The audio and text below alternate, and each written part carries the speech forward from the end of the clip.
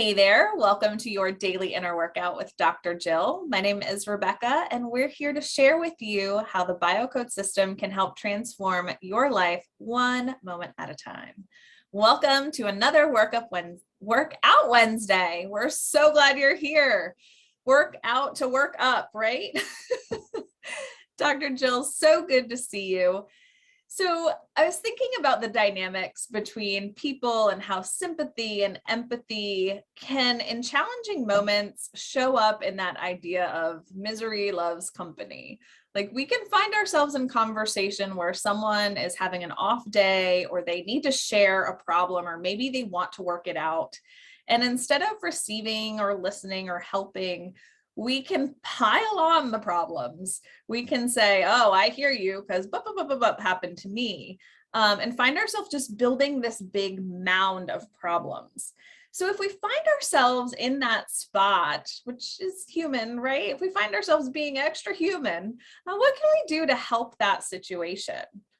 Well, I love that. I love that because we have to, first of all, understand that we live in a problem-solving world. Everybody's going to experience problems. That's just a part of life.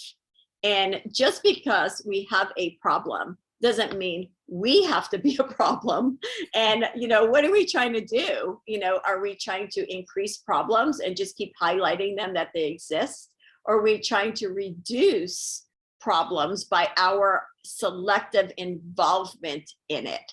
So yes, being super mindful of when somebody shares, which is absolutely fine, a challenge, a struggle, that they're going through in that moment. What's our involvement in it? Are we multiplying it? Are we reducing it? Are we saying, yeah, I get that, but listen to this?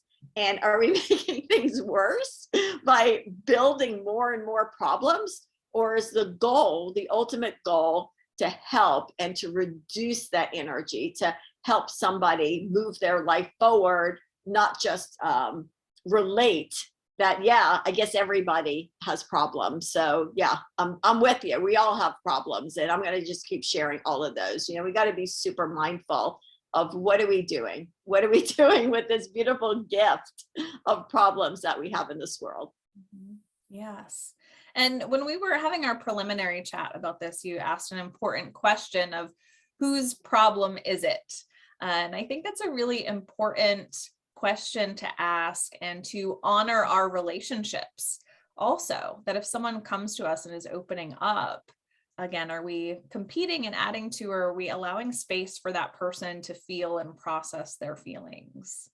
Yeah, or even sometimes diminishing it and saying, don't feel that way, don't do that, and just like shutting it down very, very quickly. So the first thing that we have to see is, as you said, whose problem is it? Who's the person who brought it to the table, right? Who, you got to sort the laundry. You got to put the shirts here, the socks here, this. It's like, whose is it? Who started with this problem? And understand it's okay that they have a problem. It's absolutely okay that they have a problem, because sometimes when people have problems and we're not comfortable with it, we make it our problem too. We make it our problem. So we're multiplying problems, right? Because we don't realize they're the one with the problem. So one way that we can even identify whose problem is where the words come from they belong to. Return to center with a smile. And see who brought that into the conversation. Who brought that into the room? Were you going on your merry way and then all of a sudden something was said or done? Then they're the one with the problem. And if anybody has a problem, whether it's a life problem, an emotional problem, a back problem, somebody had a back problem, you wouldn't go, stop screaming, stop being mad, stop complaining all the time. You would have such empathy and compassion towards that problem. And let's treat life the same way. So number one, don't steal people's problems. Don't double their problems. Don't add yours on top of somebody who already has a problem. Notice, leave it with the person. Notice they have a problem and approach it with kindness, compassion, and empathy towards them, knowing that they're going to be able to solve for that problem. Yes. So many of our challenges boil down to treating them with kindness and empathy and care.